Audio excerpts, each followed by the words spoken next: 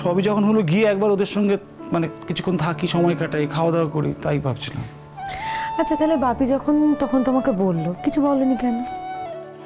কি বলি বলো তো, তো বলার চেষ্টা করলাম, উনি তো আমার কোনো কথা গ্রাহ্যই করলেন না। এমনি এমনি কম কথা বলার মানুষ, তারপরে মুখের উপর বলে দিলেন না খেয়ে তোমার যাওয়া চলবে না। আমি কি করবো তখন? তখন যখন কিছু বলতে পারোনি, এখন বেকার ছটফট করে কোনো লাভ নেই। তখন কি আর জানতাম তুমি এরকম বেরোবার তাল করছো?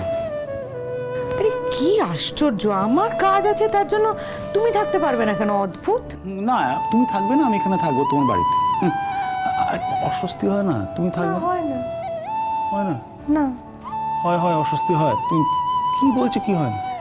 কিচ্ছু অস্বস্তি হয় না। দেখো, তুমি এমন একজন মানুষ যে যে কোনো সিচুয়েশনে মানিয়ে নিতে পারো, যে কোনো সিচুয়েশনকে আন্ডার কন্ট্রোল করতে পারো। তোমার আবার হ্যাঁ হ্যাঁ, ঠিক আছে ঠিক আছে ঠিক আছে। অনেক ভালো ভালো কথা বলে ভাবছো, টুক করে কেটে পড়বে।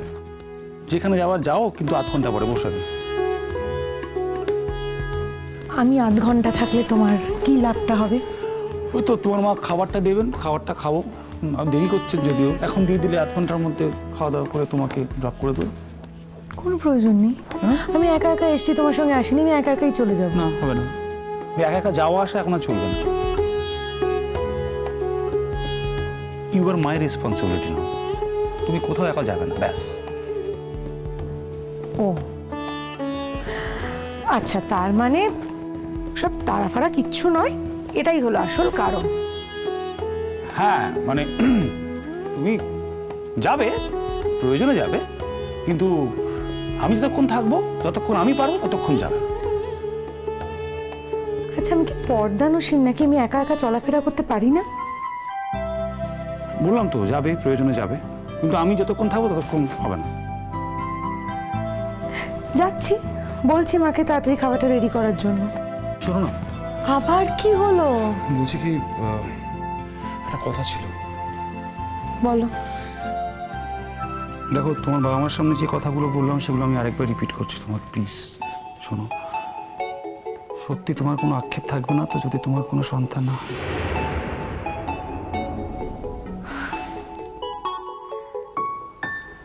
টপ্পা ঠুমরি যে আমার নিজের সন্তান নয়, সেটা কখনো মনে হয়নি সম্রাট। ওরা যখন আমাকে মাম্মা বলে ডাকে, তখন যে আমার আমার কি ফিলিংস হয় সেটা আমি জানি না, তোমাকে আমি বুঝিয়ে উঠতে পারবো কিনা।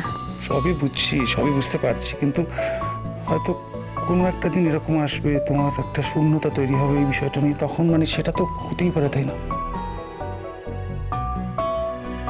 হ্যাঁ, শূন্যতা তো আছেই। তবে কি বলতো, আমি না ধীরে ধীরে শূন্যতা থেকে একটু একটু করে পূর্ণতার দিকে এগোচ্ছি। শূন্যতা যে কি ভয়ঙ্কর হতে পারে, কতটা মারাত্মক হতে পারে, সেটা আমি খুব ভালো করে জানি সম্রাট।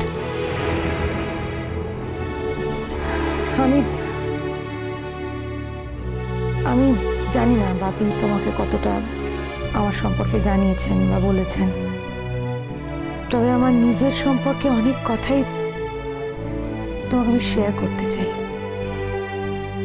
দেখো, লালের চলে যাওয়াটা ডেফিনেটলি একটা শূন্যতা, একটা দুর্ঘটনা।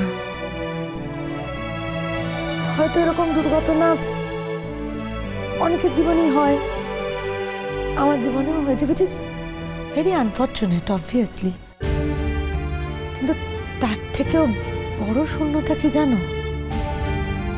আমার অস্তিত্বের শূন্যতা। আমি যে কতটা নেগেটিভ মানুষ ছিলাম, কতটা খারাপ মানুষ ছিলাম, সেটা সম্পর্কে তোমার কোনো আইডিয়া নেই সম্রাট। আমার চারদিকে আমি একটা নেগেটিভিটির সার্কিট তৈরি করেছিলাম, এবং এতটা নেগেটিভ, এতটা খারাপ একজন মানুষের চারদিকে তো শূন্যতা ছাড়া আর কিছু থাকতে পারে না। প্রত্যেকটা দিন প্রত্যেকটা মুহূর্তে আমি নোংরা নেগেটিভিটির সার্কিটটার ওই পাকটার মধ্যে নিজেকে জড়িয়ে ফেলছিলাম, প্রত্যেকটা দিন। দেখো ভূমি,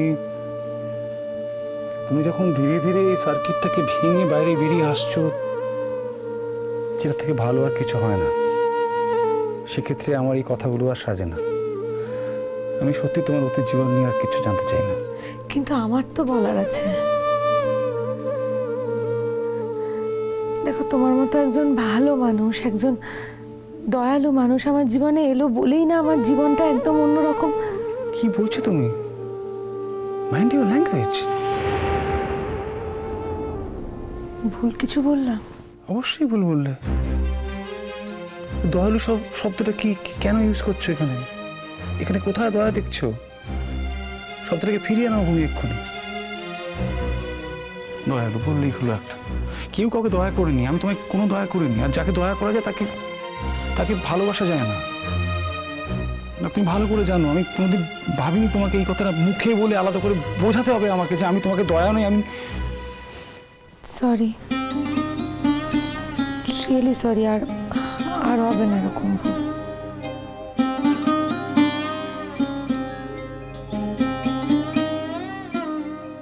প্রমিস?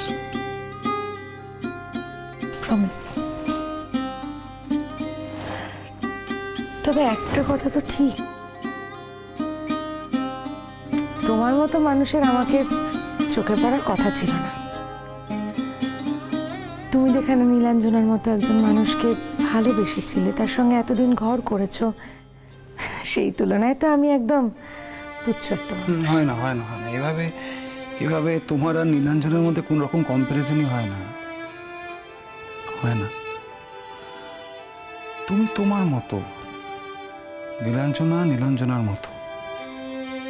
দুজনেরই নানা রকম ফিচার্স রয়েছে, গুণ রয়েছে, ব্যক্তিত্ব আলাদা, দুজনে দুরকম। হ্যাঁ, আমার লাইফে নীলাঞ্জনের অস্তিত্ব সারাটা জীবন ধরে থাকবে,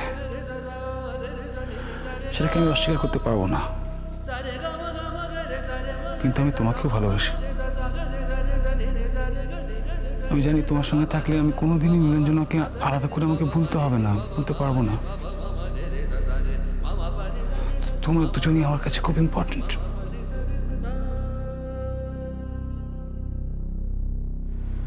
তাছাড়া তোমার প্রতি আমার একটা বাড়তি কৃতজ্ঞতা রয়েছে। কৃতজ্ঞতা? কৃতজ্ঞতা নয়, কোনো মানুষ কি পারে এভাবে নিজের মাতৃত্বকে বিসর্জন দিতে, অস্বীকার করতে? বিশাল বড় ব্যাপার। তুমি বুঝতে পারছো না, কিন্তু আমি তো বুঝতে পারছি। দয়ালু শব্দটা বললে রাগ হয়, অথচ কৃতজ্ঞতা শব্দটা কিন্তু এরম ভাবেই অনায়াসেই বলা যায়।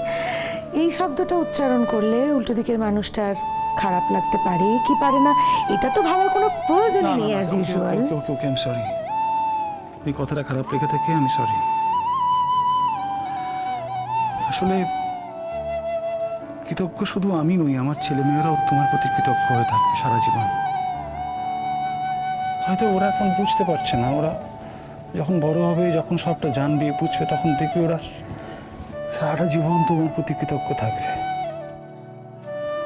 কৃতজ্ঞ হয়ে থাকাটা ওদের ধর্ম।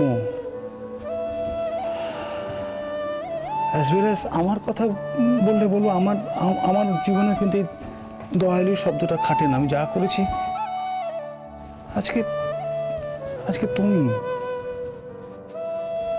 তুমি তো কোনো অন্যায় করোনি। তুমি তো তোমার নিজের অধিকার চেয়েছো। মানে তুমি যদি আজকে হঠাৎ করে বলতে যে তুমি তোমার নিজের গর্ভবতী সন্তানের মা হতে চাও, সেখানে আমার কিছু বলার থাকতো না। সেটা তোমার অধিকার। বরং সেটা আমি না মানলে সেটা হতো অন্যায়, অধর্ম। এটা করা যায় না। কিন্তু তুমি সেটা চাওনি। হয়তো আমার এই বাচ্চা দুটোর জীবনে আর বাড়তি কোনো জটিলতা বাড়াতে চাওনি, তাই।